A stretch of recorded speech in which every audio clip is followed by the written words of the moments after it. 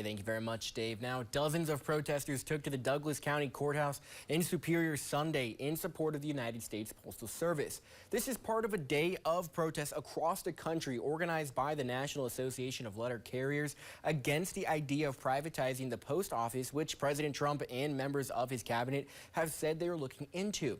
Northern News Now, Ryan Hayes was there in Superior and has more. In front of the courthouse, oligarchs are not your friends.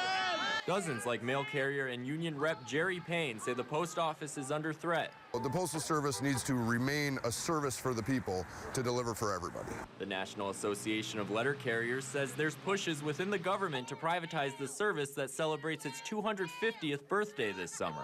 There are people in D.C. that are working hard to try to dismantle or sell off parts of the Postal Service. The USPS is obligated to deliver to every address across the country 6 days a week, something Payne believes would stop if privatized. He believes rural residents would be hit the hardest. The vast majority of Americans that live in rural areas or anywhere outside of a major city would probably lose service either part-time or completely.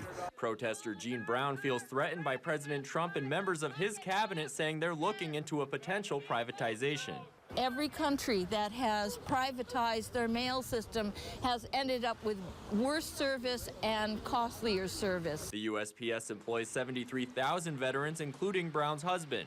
She believes postal employees would lose benefits if the business were to be made private. You get a living wage. You get benefits like retirement and sick pay and vacation, so you're not totally stressed out. She doesn't believe the move would be a positive for working class people either. It's not going to benefit anyone but the super rich already, and they don't need extra cash.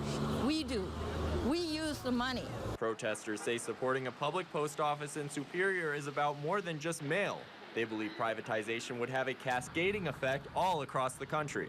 Right now, we need to be reaching out to our friends, our neighbors, and especially our congressmen and our senators, and let them know that we will fight like hell to keep our postal service the way it is.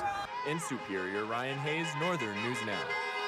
And as we mentioned before, this was one of hundreds of protests across the nation today against the idea of privatizing the United States Postal Service, which has been run by the government for its entire existence. Additionally, dozens took to the post office near the government buildings in Duluth to advocate against the privatization as well.